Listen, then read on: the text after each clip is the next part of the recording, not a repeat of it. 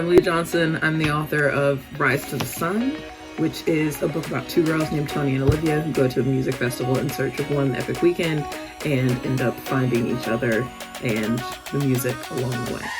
I'm going to read a few pages from the first chapter. This is from Olivia's point of view. My best friend has always been the first person I run to when it's time to blow up my life. The radio is cranked up as loud as it can go in Amani's SUV, and both of our heads are tilted back, shouting lyrics at the roof of the car. This feeling isn't the explosion I came to her begging for at the beginning of summer 3 months ago, when I was sad and frustrated and heartbroken again. But it feels right. It feels the way things only feel when you're with your best friend in the world on your way to your first music festival with the rubble of a disastrous junior year behind you. It feels like possibility.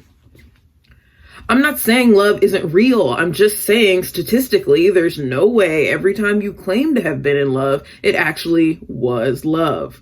She shouts during the drum solo of the song currently blasting over the speakers. She opens her mouth for a Twizzler and leans forward without taking her eyes off the road as she creeps forward in a line of cars. She's wearing one of her many pairs of designer sunglasses, her only real fashion indulgence, but I can see her carefully threaded eyebrows raised expectantly behind them. I do my due diligence as an A1 passenger and feed her a Twizzler. She chews and swallows before waving a hand around to emphasize her point. I've read a study about it. On average, you'd have to have at least 2 long-term relationships, 1 long-distance relationship, 4 one-night stands, and 1 live-in relationship before falling in love even once.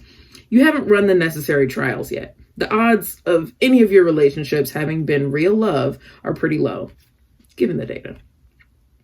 Amani Garrett and her odds. Amani and her data. Sometimes her brain works too hard for her to see what I see. That there's no way you can math your way into finding love. Like every great love song has ever taught me, it takes trial and error. And if you're me, it takes more trials than I can count and more errors than should be humanly possible. It's hot outside. I can tell by the way the volunteers who wave us forward are sweating through their bright orange Farmland volunteer t-shirts. But inside the car, it's perfect.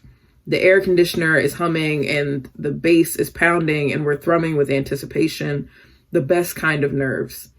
The kind of nerves that promise a weekend big enough to change something. Change everything. And despite the fact that Amani is trying to use her pesky logic to convince me that my heart isn't actually working overtime, this is exactly what I need right now. The front woman of the band, Tila Conrad, starts belting, and for the moment, all talk of my catastrophic romantic history and my most recent failed relationship is forgotten. I live for moments like these.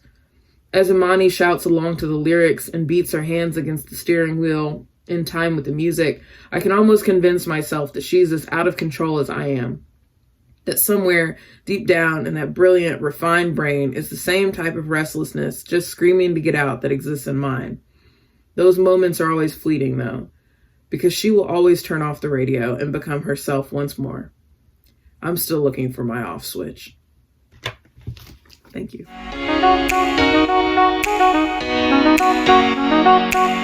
Thank you.